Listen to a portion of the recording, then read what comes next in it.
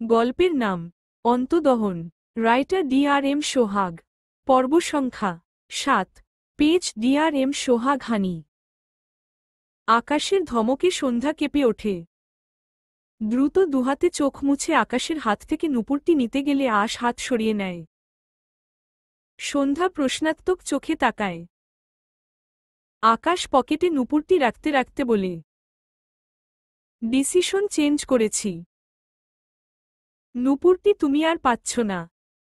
সন্ধ্যা অবাক হয়ে তাকায়। আকাশ গম্ভীর গলায় বলে, ছিচকাদুনে মেয়েদের ইচ্ছা পূরণ করি না আমি। সন্ধ্যা ঢোক গিলল। আকাশ উঠে দাঁড়িয়ে যেতে নিলে সন্ধ্যা দ্রুত আকাশের সামনে দাঁড়িয়ে ডান হাত পেতে ইশারায় নুপুরটি দিতে বলে। আকাশ মৃদুস্বরে বলে, বললাম তো হবে না। কথাটা বলে সন্ধ্যার পাশ কাটিয়ে যেতে নিলে সন্ধ্যা আবার আকাশের সামনে দাঁড়িয়ে যায়। আকাশ ভ্রু কুঁচকে তাকায়। গম্ভীর গলায় বলে, সালাম দিতে বলেছিলাম ভুলে গিয়েছ? সন্ধ্যা অসহায় দৃষ্টিতে তাকায়। গতকাল আকাশের দেখিয়ে দেয়া অনুযায়ী ইশারায় সালাম দিল। এরপর ডান হাত পেতে মাথা নাড়িয়ে বোঝায় তাকে নুপুরটি দিতে। আকাশ সন্ধ্যার দিকে চেয়ে মৃদুস্বরে বলে, আগে হাসো। সন্ধ্যা ভ্রু কুঁচকে তাকায়। বিরক্ত লাগছে তার। কি শুরু করেছে এই লোক? আকাশ একটু পিছিয়ে গিয়ে গিয়ে সন্ধ্যাকে ভালোভাবে অবলোকন করল। সন্ধ্যার পরনে কালো শাড়ি। আকাশ মনে মনে হেসে বলে, আজ ভেতরে বাইরে সব কালো। Good decision. তবে গতকাল সাদা কালোর ড্রেস কম্বিনেশন ভালো ছিল। সন্ধ্যা ভীষণ লজ্জা পায়। মাথা নিচু করে নেয়। লোকটি ভীষণ অসভ্য টাইপ। সন্ধ্যার ইচ্ছে করল গালের মধ্যে দুটো থাপ্পড় বসিয়ে লোকটার অসভ্যতামি ছুটাতে। আকাশ সন্ধ্যার অবস্থা দেখে ঠোঁট কামড়ে হাসে। সন্ধ্যা হঠাৎ আকাশের দিকে এগিয়ে গিয়ে আকাশের পকেটে বা হাত ঢুকিয়ে নুপুর পেয়ে যায়, সাথে সাথে নুপুরটি নিয়ে দৌড় দেয়। আকাশ সন্ধ্যার কাহিনী বোঝার আগেই সন্ধ্যা দৌড়ে ওয়াশরুমে গিয়ে দরজা আটকে দিয়েছে। আকাশ হতভম্ব হয়ে বিড়বিড় করে, কি বিচ্ছু? ওয়াশরুমের দিকে একটু এগিয়ে গিয়ে জোর দিয়ে বলে, আবার না হেসে পালালে? বেয়াদব মেয়ে। সন্ধ্যা আকাশের কথাগুলো শুনতে পেয়ে ঢোক গিলল। হাতের নুপুর সামনে ধরে তাকিয়ে রইল। ঠোঁটের কোণে একটুখানি হাসি ফুটল। মন বলে, এমনিতে লোকটা ভালো না, আবার একটু একটু ভালোও আছে। সে ধন্যবাদ দিত তাকে নুপুর ঠিক করে এনে দেয়ার জন্য। কিন্তু লোকটা ভীষণ অসভ্য টাইপ। তাছাড়া নুপুরটা তো এই লোকটাই ছিঁড়ে দিয়েছিল। জীবনেও ধন্যবাদ দিবে না সে লোকটাকে। সন্ধ্যা দরজায় কান পাতলে বাইরে থেকে আকাশের কোনো সাড়া শব্দ না পেয়ে দরজার ছিটকিনি খুলে বাইরে ডান পা রাখতে নিলে হঠাৎ জোরে সরে এক ধাক্কা খেয়ে বাথরুমের মেঝেতে পড়ে যায়। আকাশ নিজেকে সামলে নিতে পারায় সে পড়েনি। কিন্তু সন্ধ্যা চিৎপটাং হয়ে পড়েছে, সাথে তার হাতের নুপুর ছিটকে যায়। সন্ধ্যা কোমরে ব্যথা পেয়ে চোখমুখ কুঁচকে নেয়। আকাশ হতভম্ব হয়ে সন্ধ্যার দিকে চেয়ে আছে। সে মূলত সন্ধ্যাকে টেনে ঘরের ভেতর নিয়ে যেতে চেয়েছিল, উল্টে সে ওয়াশরুমে চলে এসেছে। আকাশ হাত বাড়িয়ে দিয়ে বলে, উঠে এসো। সন্ধ্যা তাকালো না আকাশের দিকে। একা একাই ধীরে ধীরে উঠে বসে সে। আকাশ চোখ ছোট ছোট তাকায়। মেয়েটি তাকে রিজেক্ট করল? কি পরিমাণ বেয়াদব ভাবা যায়? আকাশ রেগে বলে, তোমার মাঝে তো দেখছি আদবের ছিটেফোঁটাও নেই। দ্রুত আদব ওয়ালি হও, নয়তো পানিতে চুবিয়ে আদব শেখাবো বেয়াদব মেয়ে। সন্ধ্যা চোখ বড় বড় করে তাকায় আকাশের দিকে। আকাশ রেগে তাকিয়ে আছে। সন্ধ্যা ঢোক গিলে ধীরে ধীরে দাঁড়ায়। এরপর আশেপাশে তার নুপুর খোঁজে। আকাশ বুঝতে পারল সন্ধ্যা নুপুর খুঁজছে। গম্ভীর স্বরে বলে, নুপুর খুঁজে লাভ নেই। কমোডের মধ্যে গিয়ে এতক্ষণে ওর জানাজা হয়ে গিয়েছে। সন্ধ্যা চোখ বড় বড় করে তাকায় আকাশের দিকে। আকাশ ভ্রু কুঁচকে ইশারায় কোমর দেখায় সন্ধ্যাকে। সন্ধ্যা দ্রুত এগিয়ে গিয়ে উপর থেকে খুঁজল। উল্টো ঘুরে আকাশের দিকে তাকালে আকাশ আবার ও বলে, বিশ্বাস না হলে হাত ঢুকিয়ে চেক করতে পারো। সন্ধ্যা রেগে তাকায় আকাশের দিকে। আকাশ চোখ ছোট ছোট করে তাকায়। কত বড় বেয়াদব! তার দিকে চোখ গরম করে তাকায়। সন্ধ্যা টইটুম্বু রাখি দুটি নিয়ে আকাশের দিকে চেয়ে আছে। হাত দিয়ে ইশারায় বোঝায়, আপনি ভীষণ খারাপ লোক। আকাশ বুঝতে পেরে রেগে বলে, আর তুমি বেয়াদব। সন্ধ্যার চোখ থেকে না চাইতেও দুফোঁটা পানি গড়িয়ে পড়ে। আকাশ ঢোক গিলল। সন্ধ্যা দ্রুত ডান হাতে চোখ মুছে ওয়াশরুম থেকে বেরিয়ে যায়। এত খারাপ লাগছে তার। আগে দুটো টুকরো হয়ে থাকলেও তাও তার ভাইয়ের দেয়া জিনিসটা তো ছিল, এখন তাও নেই। তার কপালটা এত খারাপ। আকাশ ওয়াশরুম থেকে বেরিয়ে এসে দেখল সন্ধ্যা জানালার কাছে উল্টো হয়ে দাঁড়িয়ে আছে। আকাশের নিজেকে দুটো থাপ্পড় দিতে ইচ্ছে করল। মেয়েটি তার ভাইয়ের দেয়া নুপুরের জন্য কত কাঁদছিল, এখন সেটা পুরোপুরি নেই। আকাশ কি বলবে বুঝতে পারে না। সে তো নুপুরটি ঠিক করে এনেছিল একে দিবে বলে। এরকম একটা অ্যাক্সিডেন্ট হবে বুঝতে পারেনি। কিছু বলতে গিয়েও বলল না। ঘর থেকে বেরিয়ে যাওয়ার জন্য দরজার কাছে গিয়ে দাঁড়িয়ে যায়। কিছু একটা ভেবে উল্টো ঘুরে বলে, তোমার আরেকটি নুপুর আছে যে, ওটা আমাকে দাও, আমি কিছু একটা ব্যবস্থা করব। কথাটা শোনার সাথে সাথে সন্ধ্যা আকাশের দিকে তাকায়। এত রাগ লাগছে সন্ধ্যার। একটা নুপুর অস্তিত্বহীন করে দিয়ে আরেকটার দিকে নজর দিচ্ছে। সন্ধ্যা ধূপধাপ পা ফেলে আকাশের দিকে এগিয়ে আসে। আকাশ ভ্রু কুঁচকে চেয়ে আছে। কিছু বোঝার আগেই সন্ধ্যা আকাশকে গায়ের জোরে ধাক্কা দিয়ে আকাশের মুখের উপর ঠাস করে দরজা লাগিয়ে দেয়। আকাশ হতভম্ব হয়ে যায়। এটা কি হলো? চরম লেভেলের মেজাজ খারাপ হল। রাগে দরজায় একটি লাথি মেরে চিৎকার করে বলে, বেয়াদব মেয়ে, তোমার সাহস কি করে হয় আমাকে ধাক্কা দেয়ার? আকাশের চিৎকার আসমানি নওয়ান তার ঘর থেকে বেরিয়ে আসে। সাথে শিমু আর তার মাও বেরিয়ে আসে। আসমানি নওয়ান এগিয়ে এসে বলে, আকাশ কি হইছে? আকাশ তার মায়ের দিকে চেয়ে দাঁতে দাঁত চেপে বলে, ওর সাহস কি করে হয় আমার মুখের উপর দরজা লাগানোর? আসমানি নওয়ান অবাক হয়ে বলে, এইটা তো সন্ধ্যার ঘর। তুমি সন্ধ্যার ঘরের সামনে কি করতাছ? আকাশ থতমত খেয়ে তাকায়। নিজেকে সামলে রেগে বলে, যা ইচ্ছা করছি। আসমানি নওয়ান রেগে বলে, যা ইচ্ছা করতাছ মানে? যাও এইখান থেইকা। তুমি ওর আশেপাশে আসবা না। ওর ঘরের সামনেও আসবা না। আকাশ দাঁত কিরমির করে বলে, 100 বার আসব। ঘরের সামনে আসব, ঘরের ভেতরে যাব। ইচ্ছে হলে ওর বিছানায় ওর সাথে ঘুমাব। আকাশের কথা শুনে সকলে বিস্ময় দৃষ্টিতে চেয়ে আছে।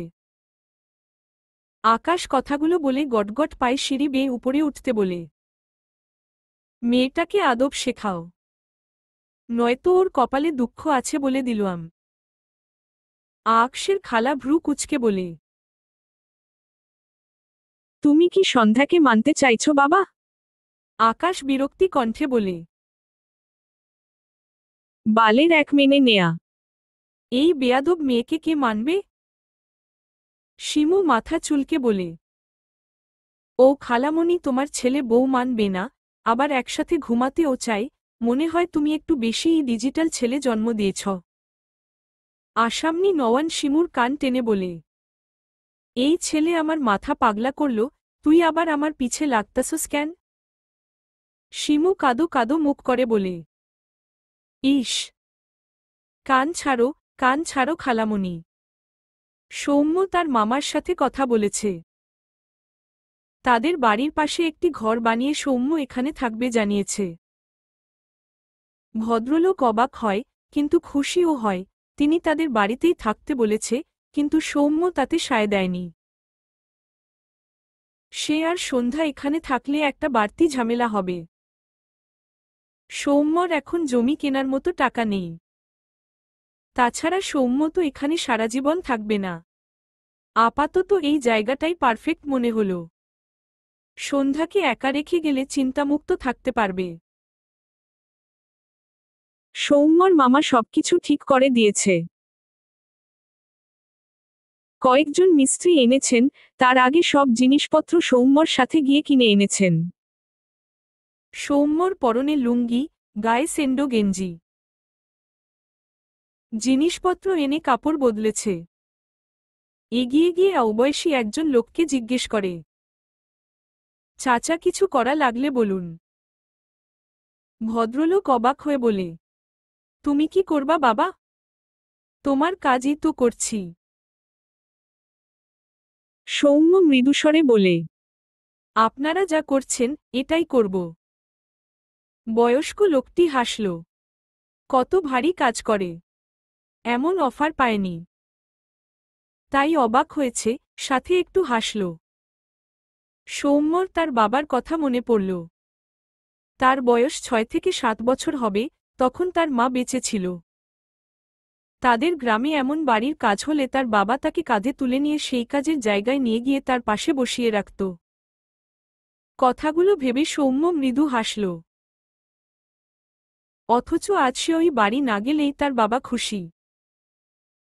সে আর তার বোন গেলেই তার মুখ অন্ধকার হয়। সৌম্য খুব করে চায়, আল্লাহ যেন ওই বাড়িতে আর কখনো তাকে আর তার বোনকে না নেয়। সৃজা সৌম্যর পাশে এসে দাঁড়িয়ে বলে, আপনাকে গ্রামের ছেলের লুকে ভালো লাগছে। সৌম্য গম্ভীর গলায় বলে, আমি গ্রামেরই ছেলে। কিছুক্ষণ আগে পর্যন্ত বোঝা যাচ্ছিল না, আপনার ড্রেসআপের জন্য। সৌম্য ঘাড় ঘুরিয়ে বিরক্তি কণ্ঠে বলে, প্রয়োজনীয় কিছু বলবেন? সৃজা বিব্রত বোধ করে। আমতা আমতা করে বলে, আমি আপনার চেয়ে অনেক ছোট। আমাকে তুমি করে বলেন। সৌম্য এবারেও বিরক্ত হয়ে বলে, আমি যাকে তাকে তুমি বলি না। সৃজা মন খারাপ করে বলে, তাহলে তুই বলুন। সৌম্য রেগে বলে, এটা আরও আগে বলি না। সৃজা ঢোক গিলল। সে তো ভালো করেই কথা বলছে। সৌম্য এমন রেগে যাচ্ছে কেন? আমতা আমতা করে বলে, আমি পিঠা বানিয়েছি। আপনি একবার ভেতরে আসবেন? সৌম্য ফোঁস করে শ্বাস ফেলে বলে, যতগুলো বানিয়েছেন সবগুলো এখানে আনুন। সৃজা একটু খুশি হল। ভেতরে যেতে নিলে সৌম্য আবার ও বলে, সবগুলো আনবেন। কারো জন্য একটাও রাখলে আনার প্রয়োজন নেই। সৃজা বাঁকা চোখে তাকায় সৌম্যর দিকে। কারো জন্য রাখবে না মানে? তার একটা ছোট ভাই আছে, বাবা মা আছে। লোকটা কেমন যেন। সৌম্য উঠানে পাতা একটি চেয়ারে বসল। সৃজা এগিয়ে এসে বলে, আপনার বউ নেই জানি, কিন্তু লাভার আছে কি? সৌম্য শক্ত চোখে তাকায় সৃজার দিকে। সৃজা মেকি হেসে বলে, এমনি শুনতে চাইছিলাম আর কি। সৌম্য ছোট করে করে বলে, আছে। সৃজা অবাক হয়, তবে উৎফুল্ল কণ্ঠে বলে, সত্যি ভাইয়া? সৌম্য সৃজার ব্যবহারে অবাক হয় না। এরকম রিয়েকশনই বোধহয় আশা করেছিল। মৃদুস্বরে বলে, হুম। সৃজা হেসে বলে, নাম ইরাবতী তাই না? সৌম্য তোড়াক করে সৃজার দিকে তাকায়। সৃজা সৌম্যর ভরকানো দৃষ্টি দেখে ভালোই মজা পায়। উল্টো ঘুরে বাড়ির ভেতর দৌড়ে যেতে যেতে বলে, আপুটার কপাল পড়েছে, আপনি অনেক খিটখিটে। আপুকে ভুলে গিয়ে তার কপাল বাঁচিয়ে দিন। সৌম্যর হাত নিষ্পিস করল মেয়েটাকে সঠিক শিক্ষা দেওয়ার জন্য। সৃজা কিভাবে জেনেছে এতে অবাক হয়নি সৌম্য, কিন্তু বিরক্ত হল। চেয়ারে হেলান দিয়ে ডান পা বা পায়ের উপর রেখে বা হাত বন্ধ চোখের উপর রাখে। এরপর দীর্ঘশ্বাস ফেলে বিড়বিড় করে, যা মনে রেখে আমরা কষ্ট পাই তার নাম মরীচিকা। আর আমার অধ্যায় ইরাবতী অর্থ মরীচিকা। দুপুরের পর সন্ধ্যাকে নিয়ে আসমানি নওয়ান, শিমু আর শিমুর মা পার্লারে এসেছে সন্ধ্যার নাকফুটো করার জন্য। সন্ধ্যার পরনে কালো শাড়ি, মাথায় হিজাব বাঁধা। ছোট থেকে এই অভ্যাস সৌম্য তাকে করিয়েছে। যখন অনেকটা ছোট ছিল তখন সৌম্য নিজেই তাকে হিজাব পরিয়ে বাইরে বের করত। কথাগুলো ভেবে সন্ধ্যা দীর্ঘশ্বাস ফেলে। বা পায়ের নুপুরটি খোলেনি, ডান পা ফাঁকা। শিমু এটা দেখে সন্ধ্যাকে অনেকবার খুলতে বলেছিল, মানুষ তাকে দেখে জোকার বলবে বলেছিল, সন্ধ্যা খোলেনি। মানুষের কথা সে কেন ভাবতে যাবে? তার কথা কয়জন মানুষ ভাবে? সন্ধ্যার চোখে মুখে অসহায়ত্ব ঘিরে ধরে। কবে তার ভাইকে খুঁজে পাবে? সন্ধ্যা অপেক্ষার প্রহর গোনে। শিমু সন্ধ্যাকে টেনে একটি চেয়ারে বসিয়ে দেয়। সন্ধ্যা আশেপাশে তাকাল। একটি মেয়ে নাক ফুটানোর মেশিন আনলে সন্ধ্যা একটু ভয় পায়। এখন কত বড় হয়েছে, না জানি কতই লাগবে। ভাবনার মাঝেই মেয়েটি মেশিন দ্বারা সন্ধ্যার নাকফুটো করে দেয়। সন্ধ্যার চোখজোড়া ভিজে যায় ব্যথায়। তবে যতটা ভেবেছিল ততটা ব্যথা পায়নি। শিমুর মা এগিয়ে এসে সন্ধ্যার থুতনিতে হাত রেখে সন্ধ্যার দিকে তাকায়। সন্ধ্যার গায়ের রং উজ্জ্বল শ্যামা, অনেকটা ফর্সাই বলা যায়। নাকফুলের মাথায় ছোট্ট পাথর বসানো, যেটি জ্বলজ্বল করছে। ভদ্রমহিলা মৃদু হেসে বলে, মাশা আল্লাহ, আপা দেখ আমাদের জান্নাতকে কি সুন্দর লাগছে। সন্ধ্যা শিমুর মায়ের দিকে তাকিয়ে রইল। জান্নাত নামটা নিয়ে সে বিভ্রান্তিতে পড়ে যায়। এই ভদ্রমহিলা দুজন তাকে এমনভাবে জান্নাত বলে ডাকে যেন তার আসল নাম জান্নাত আর সন্ধ্যা নাম নকল। কাজ শেষে সন্ধ্যাকে নিয়ে সবাই পার্লার থেকে বেরিয়ে আসে। পাশে একটি দোকান থেকে শিমু কিছু কেনার জন্য যায়। এদিকে আসমানি নওয়ান আর তার বোন টুকটাক কথা বলায় ব্যস্ত। সন্ধ্যা আশেপাশে চোখ বুলাচ্ছিল, হঠাৎ এই তিনটে কুকুর সন্ধ্যার ডান পাশে ঘুরঘুর করে। সন্ধ্যা ঢোক গিলল। সাহস করে বেশ কিছুক্ষণ চুপ করে দাঁড়িয়ে রইল। কিন্তু কুকুরগুলোকে তার দিকে আসতে দেখে সন্ধ্যা বাম দিকে পিছিয়ে যায়। এভাবে এগোতে এগোতে সন্ধ্যা অনেকটা দূরে চলে যায়। সাথে কুকুরগুলো ও সন্ধ্যার দিকে এগোয়। এক পর্যায়ে সন্ধ্যা ভয়ে দৌড় দেয়। পিছন পিছন কুকুর দৌড়ায়। সন্ধ্যার কান্না পাচ্ছে, এটা আবার কোথায় ফেসে গেল সে? মেয়েটির বাইরে বেরোনোর স্বভাব একেবারে নেই বললেই চলে। সেখানে হঠাৎ এমন পরিস্থিতিতে পড়ে সন্ধ্যার অবস্থা বেহাল। শাড়ি পরে দৌড়াতে গিয়ে বেচারে কোবার যে পড়তে পড়তে বেঁচেছে। পায়ের জুতো কোথায় যে খুলে গিয়েছে তার হদিস নেই।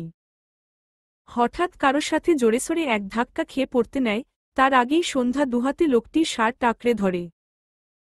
আকাশ রাস্তার এক সাইডে দাঁড়িয়ে ফোনে কথা বলছিল। তাকে কেউ ধরেছে বুঝতে পেরে দ্রুত মেয়েটির দিকে তাকালে সন্ধ্যার মুখ দেখতে পায় না, মাথা নিচু করে রাখায়। আকাশ রেগে সন্ধ্যাকে ধাক্কা দেয়। কোনো ম্যানারলেস মেয়ে তাকে ধরেছে। মেজাজ খারাপ হয়ে যায় তার। সন্ধ্যাকে ধাক্কা দিয়ে হাত দিয়ে তার শার্ট ঝাড়ে, যেন তার শার্টে ময়লা লেগেছে। এরপর সামনে তাকিয়ে কিছু বলতে গিয়ে ও থেমে যায়। রাস্তায় সন্ধ্যাকে পড়ে থাকতে দেখে আকাশের ধাক্কা খেয়ে বেচারির আর দাঁড়িয়ে থাকার শক্তি হয়নি। আকাশ অবাক হয়ে বলে, তুমি? সন্ধ্যা অসহায় দৃষ্টিতে তাকায়। আকাশ এগিয়ে গিয়ে হাত বাড়িয়ে দিয়েও আবার হাত গুটিয়ে নেয়। গতকাল রাতে তাকে রিজেক্ট করেছে, আবার তাকে ধাক্কা দিয়ে মুখের উপর দরজা লাগিয়ে দিয়েছিল। আকাশ কিচ্ছু ভুলে যায় না। অতঃপর গম্ভীর গলায় বলে, একাই ওঠো। সন্ধ্যা আকাশের ব্যবহারে অবাক হয়। বেশ কসরত করে একা একা উঠে দাঁড়ায়। আকাশ সন্ধ্যার পা থেকে মাথা পর্যন্ত দৃষ্টি বুলিয়ে বলে, কার বিয়ে খেতে যাচ্ছিলে? বিয়েতে ও তো মানুষ এত সাজে না। আকাশের কথা শুনে সন্ধ্যার মুখ অটোমেটিক তার গালে চলে যায়। সে তো সাজেনি। এই লোকটা এসব আবোলতাবোল কি বলে?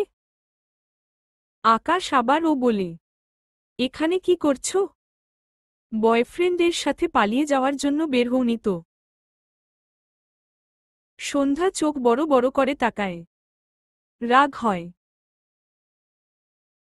অনুমান করে কত কথা বলে লোকটা। সন্ধ্যা আকাশের হাত থেকে ফোন কেড়ে নিয়ে লিখতে শুরু করে।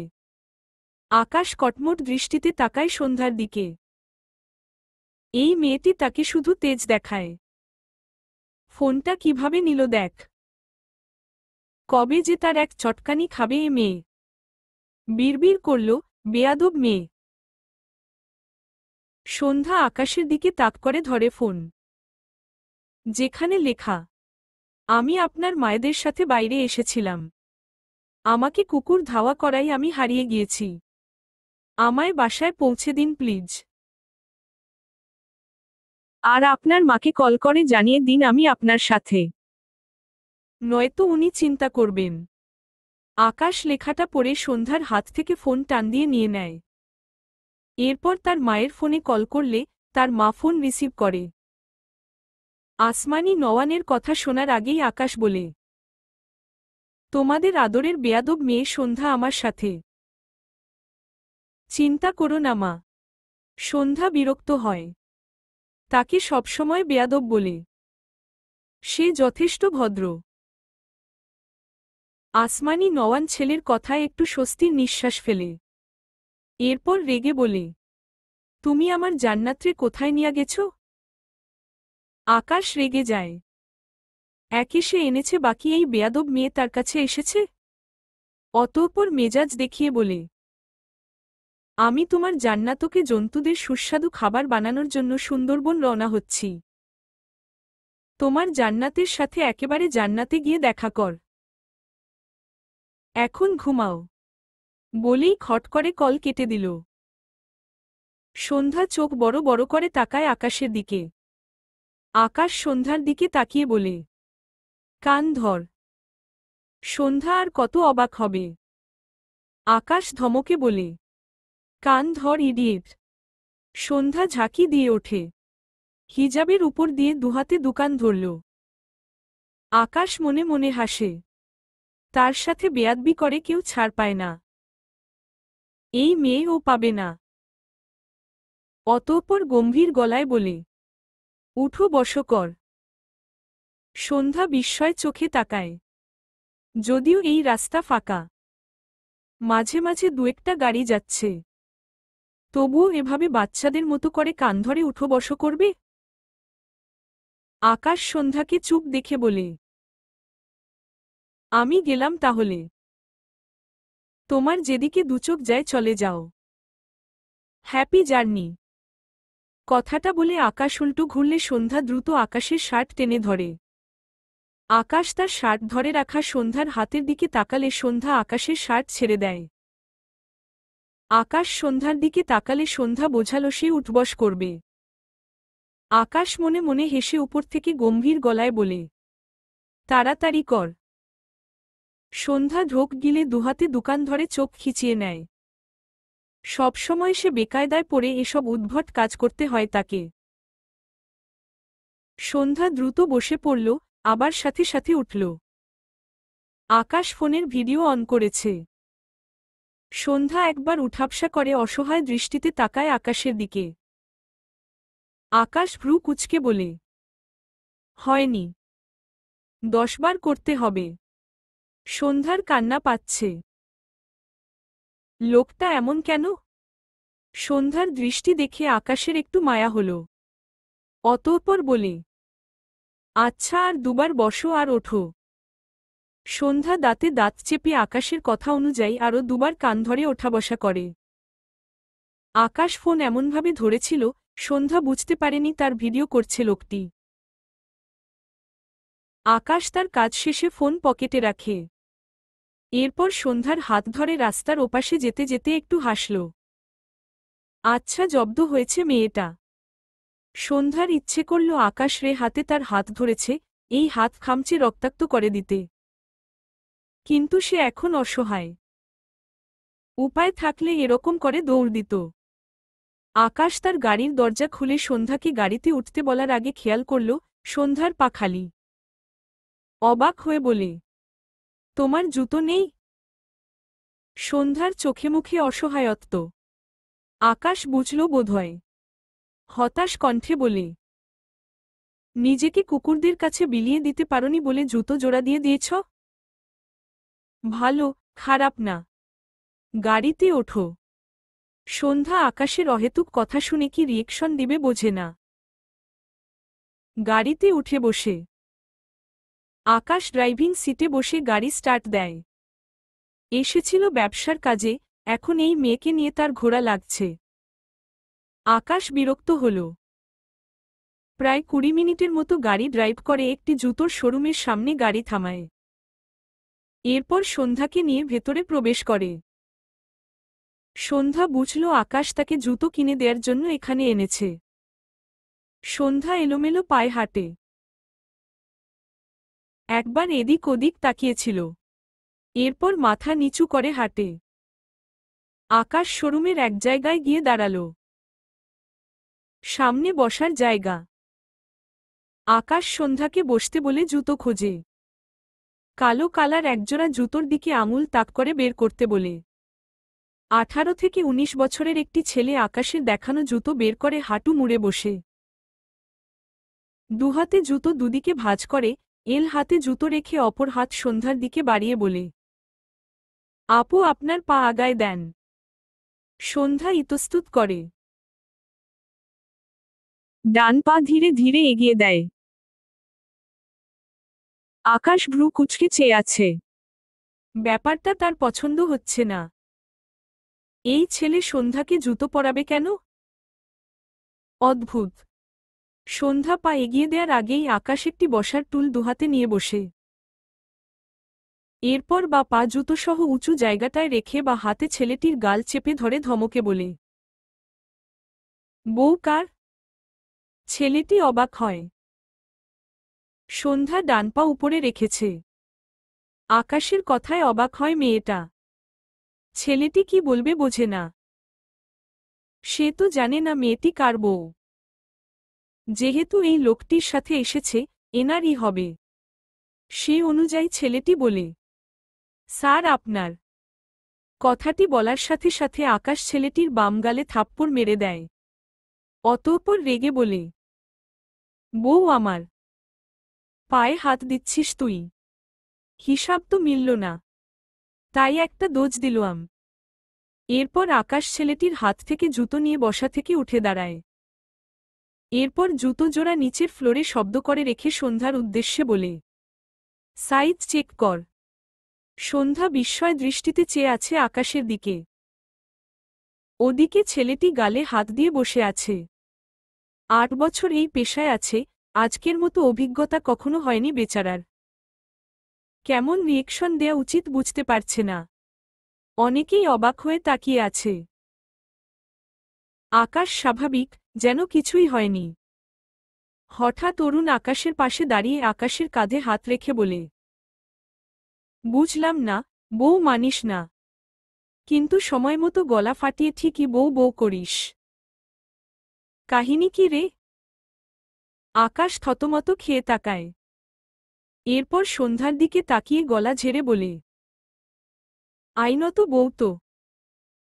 খেয়াল না রাখলে পুলিশের হেফাজতে থাকতে হবে। অরুণ মাথায় হাত দিয়ে বলে, ও মা, তোকে যে পুলিশ ধরবে ওর বাড়ি কোথায়? ও থাকে কোথায়? আকাশ অরুণের দিকে চেয়ে মৃদুস্বরে বলে, তোর চকির তলে। অরুণ চোখ বড় বড় করে বলে, আমার চকি? সেটা কোথায়? আকাশ বিরক্তি কণ্ঠে বলে, হাতালেই খুঁজে পাবি। অরুণ অসহায় মুখ করে তাকায়। মনে হচ্ছে তার প্রেস্টিজ আজ সব পাঞ্চার হয়ে গেছে। আকাশের কথা শুনে সন্ধ্যা মাথা নিচু করে হেসে ফেলে। চলবে ইনশাআল্লাহ।